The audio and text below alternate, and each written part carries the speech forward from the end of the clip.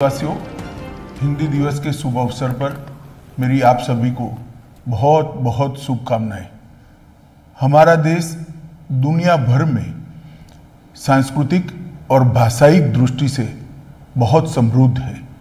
देश की भाषाई संपन्नता को ध्यान में रखते हुए संविधान निर्माताओं ने भारत के संविधान में भाषाओं के लिए अलग से प्रावधान किया, जिसमें प्रारंभ में 14 भाषाएं रखी गई और अब 8वीं अनुसूची में कुल 22 भाषाएं सम्मिलित हैं।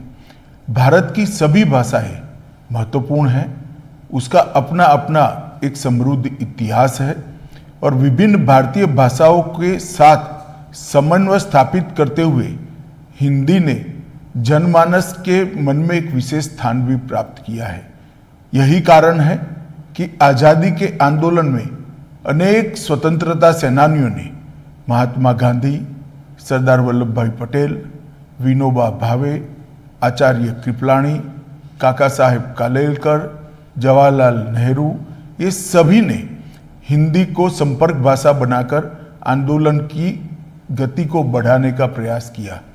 स्वराज प्राप्ति के हमारे स्वतंत्रता आंदोलन में स्वभाषा का आंदोलन निहित ही था। स्वतंत्रता प्राप्ति के बाद हिंदी की महत्वपूर्ण भूमिका को देखते हुए संविधान निर्माताओं ने अनुच्छेद 343 द्वारा संघ की राजभाषा हिंदी और देवनागरी लिपि को अपनाया। संविधान के अनुच्छेद 351 में हिंदी भाषा के विकास के लिए हमें निर्देश भी संविधान ने किया है।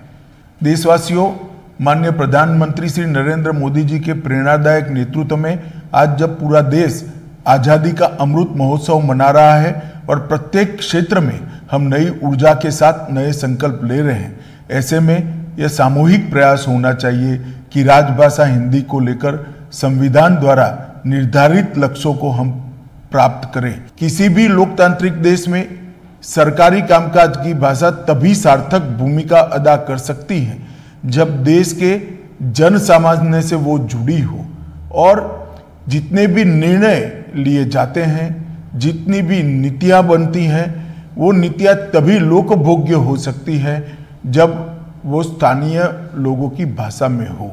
इसके साथ साथ हिंदी को इन्हीं विशेषताओं को ध्यान में रखते हुए 14 सितंबर 1949 के दिन हिंदी को राजभाषा के रूप में स्वीकार किया गया।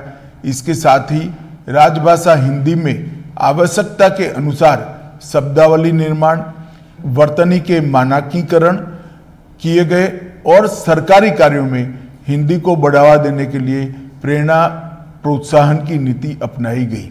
राजभाषा की इस विकास यात्रा में हमने कई पड़ाव पार कर लिए हैं, लेकिन अभी भी बहुत कुछ करना बाकी है।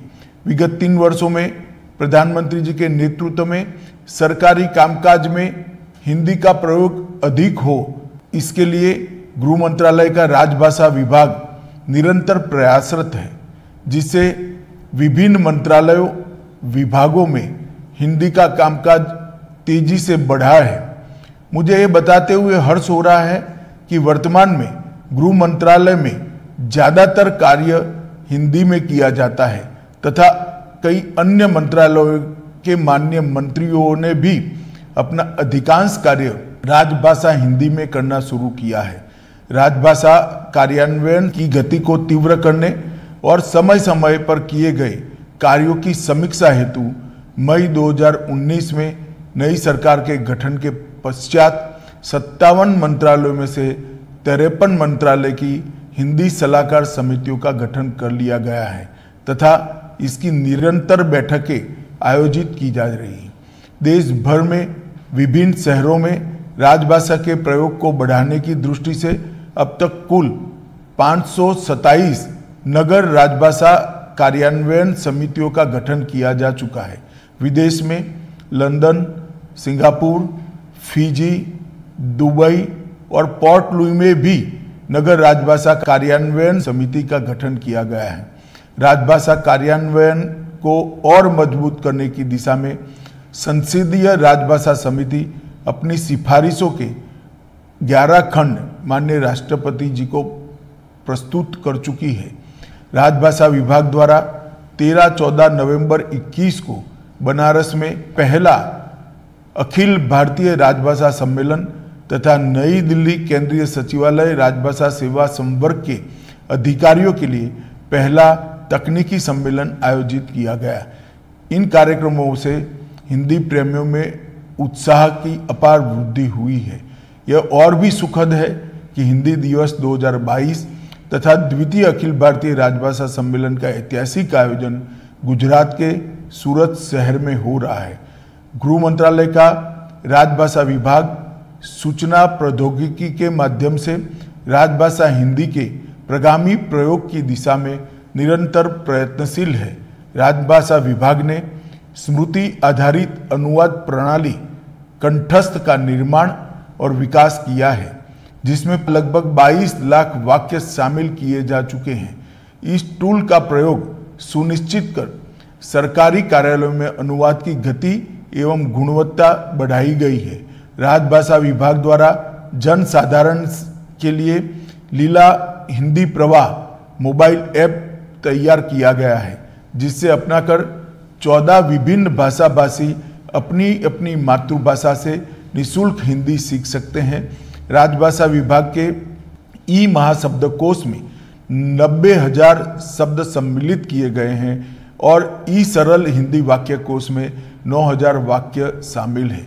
माननीय प्रधानमंत्री श्री नरेंद्र मोदी जी के नेतृत्व में देश को नई शिक्षा नीति मिली, जिसमें मातृभाषा में शिक्षा देने को प्राथमिकता दी जा रही है। राजभाषा विभाग ने अमृत महोत्सव के अवसर पर विधि, तकनीकी, स्वास्थ्य, पत्रकारिता तथा व्यावसायिक में भारतीय भाषाओं के प्रचलित शब्दों को शामिल करते हुए हिंदी से हिंदी बृहद शब्दकोश के निर्माण पर भी काम शुरू किया है और सुलभ संदर्भ के लिए एक अच्छे शब्दकोश का सृजन किया जा रहा है। इस तरह की उन्नत शब्दावली प्रशिक्षण, अनुवाद तथा शीघ्रता से ग्रहण करने में भाषा की जानकारी की दृष्टि से बहुत महत्वपूर्ण होगी। हजारों वर्षों से भारतीय सभ्यता की अविरल धारा हमारी भाषाएं, संस्कृति और लोक जीवन में सुरक्षित रही है। भारत में स्थानीय भाषाओं का योगदान हमारी संस्कृति को आगे बढ़ाने के लिए अतुलनीय रहा है। इन भाषाओं ने हिंदी को समृद्ध किया है। हिंदी उन समस्त भारतीय भाषाओं की मूल परंपरा से है जो इस देश की मिट्टी से उपजी है, यहीं पुष्पित और पल्लवित हुई है और जिन्होंने अपनी शब्द संपदा, भाव संपदा, रूप, शैली और अपने पदों से हिंदी को लगातार समृद्ध किया है। राजभाषा हिंदी किसी भी भारतीय भाषा की प्रतिस्पर्धी नहीं है, बल्कि उसकी सखी है और हमारी सभी भाषाओं का विकास एक दूसरे के परस्पर सहयोग से ही संभव है। प्रिय देशवासियों, हिंदी दिवस के इस अवसर पर मैं आप सभी का आह्वान करता हूं कि आप और हम मिलकर यह संकल्प ले कि अपनी भाषाओं पर गर्व की अनुभूति हम करेंगे। माननीय प्रधानमंत्री श्री नरेंद्र मोदी जी देश विदेश के मंचों पर हिंदी में उद्बोधन देते हैं, जिससे सभी हिंदी प्रेमियों में उत्साह का संचार होता है। आज़ादी के 75 वर्ष पूर्ण हो चुके हैं और माननीय प्रधानमंत्री जी के प्रतिभाशाली नेतृत्व में आने वाले 25 वर्षों को देश के अमृत काल के रूप में मनाया जा रहा है। ऐसे में भाषाई समरसता को ध्यान में रखते हुए हिंदी तथा हमारी सभी भारतीय भाषाओं का विकास अत्यंत आवश्यक है। आइए आज संकल्प लें कि दैनिक कार्य में, कार्यालय के कामकाज में अधिक से अधिक काम हिंदी तथा स्थानीय भाषाओं में कर दूसरों के लिए अनुकरणीय उदाहरण प्रस्तुत करें और हमारी युवा पीढ़ी को भी इस रास्ते पर हम ले जाएं। हिंदी दिवस के शुभ अवसर पर आप सभी को पुनः मेरी हार्दिक शुभकामनाएं हैं। वंदे मातरम।